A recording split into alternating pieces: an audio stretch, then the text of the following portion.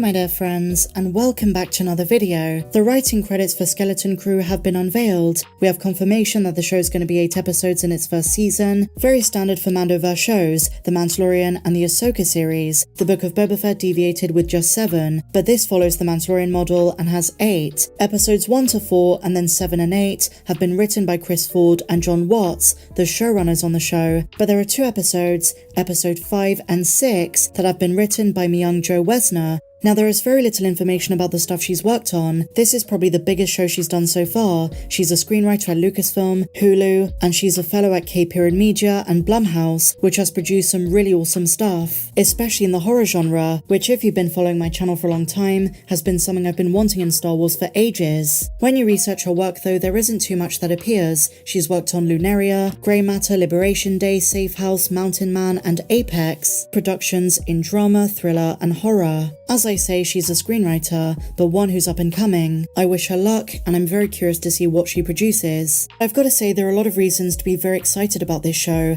There is a lot of consistency between Chris Ford and Jon Watts, writing almost every single episode. We've spoken quite a lot about Jon Watts in the past, but in terms of Christopher Ford, he's done some great stuff too, doing the screenplay for Spider-Man Homecoming, The Clovehitch Killer, Chaos Walking, Do you know where you're going though? Cop Car, The Fuzz, Robot and Frank, and Clown. Jon Watts directed a lot of those projects too, and I think their collective experience and prowess in the industry are going to make them very suitable for this kind of series, where Star Wars fans want something a bit different. We know it's going to be more Goonies and Amblin. It's a deviation even from The Mandalorian, even though it's in the same kind of time period. Some really awesome stuff. Share your thoughts on this in the comments down below. In other Star Wars news, it's time to talk about The Acolyte. This is a show I've spoken about many times before.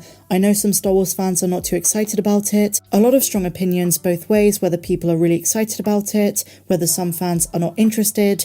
This is going to be the first live-action High Republic show. Of course, Young Jedi Adventures was the first High Republic show generally, but this is the first one in live action. And there was a big reveal at Star Wars Celebration we haven't spoken about, and that is the fact that an extremely rare lightsaber is going to make its debut in live action on screen. During the incredible weekend in April here in London, it was confirmed an existing character from the High Republic books and comics is going to appear in The Acolyte for the first time in live action. This Jedi, Vernestra Rwoh, is going to make her debut in the show.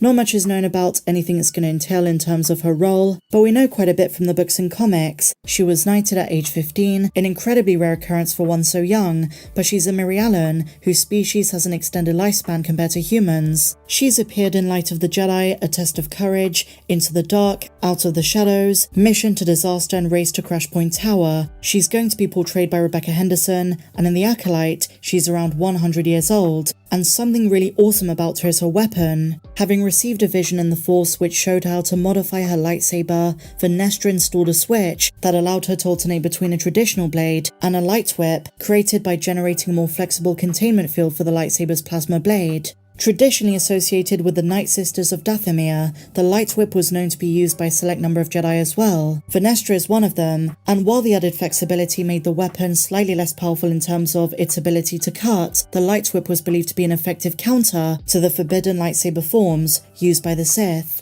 Now at first, unsure what her master would say, she kept the modifications a secret, but when she did start using it publicly, there was minimal consequence. Furthermore, she used the alternate mode to great effect, emerging victorious during a lightsaber duel with a Jedi in danger of falling to the dark side, as we see in A Test of Courage. Now as I say, the Acolyte is going to see the Jedi Order facing the threat of the Sith, and as such, given Vernestra is going to be in the show, we might see her wield the Lightwhip, which would undoubtedly be so badass. And I've got to say, it's about time they brought back purple lightsabers. I'm really hyped for this. Share your thoughts in the comments down below. And so finally, my dear friends, let's talk about the Andor show.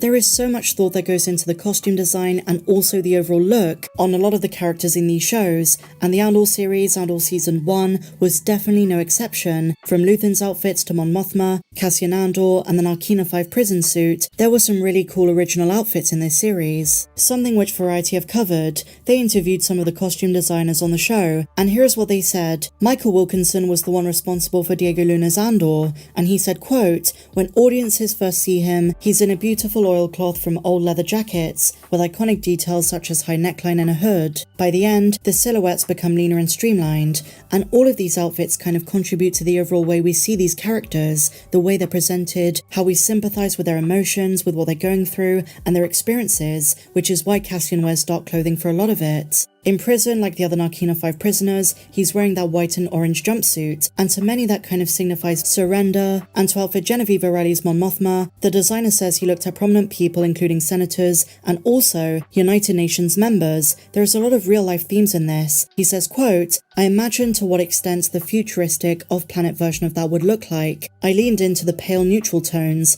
and he was also inspired by her previous depictions in Rebels, in Rogue One, but when it came to more private moments of Mon's life, away from the spotlight, away from the public, where the mask slips, he gave her a more flowing gown look." Some really awesome insights. So staying on the subject of Tony Gilroy, and what we like to call the Rogue One universe, did you know in the original script for the 2016 film, Lyra Erso, which is Jin's mum, was a Jedi. She was going to be an Order 66 survivor who took her family to Lamu, and apparently that was going to be the original reason that Orson Krennic tracked them down. Not just this, but she was going to wield a lightsaber in an attempt to protect Galen and Jin, her husband and daughter. This idea was then scrapped by Gareth Edwards to avoid distracting the audience with the possibility of Jin being Force sensitive, and I'm really glad they changed it. While this idea is really cool, and I do wish we got more story with Lyra Erso, this would have been a bad move. I prefer Jin not having any Force sensitivity, no connections to anyone big apart from Galen, and her role in the Star Wars universe be standalone and just limited to being a rebel hero. But despite Lyra not being Force sensitive, the film does reference the Force in other ways, Chirrut being the main one. The Guardians of the Whills, those who worship the Force, gave us a very unique perspective that was popular amongst fans. Not only this, but the introduction of Jedha 2, which is being explored in the High Republic. I think before Rogue One came out and production was still going on, they were trying to figure out how to make this film appealing, but it turns out it was perfect just the way it was. They didn't need to lean in on the Jedi and the Force. Of course, Darth Vader being at the end was awesome, but when it came to Jyn Erso and her lineage, I'm actually really glad they didn't connect her to the Jedi. The box office receipts and fan reception show that Edwards did not make a bad decision. Still, I imagine if they left that in, Star Wars fans would have still gone crazy for it, because it would have introduced a concept we're familiar with right from the start. But what do you guys think? Would you have wanted Jyn Erso's mum to be a Jedi? Let me know your thoughts on this and everything we spoke about in the comments down below. If you enjoyed this video, please be sure to give me a big fat thumbs up, subscribe if you're new, and I'll see you in the next one. May the Force be with you always.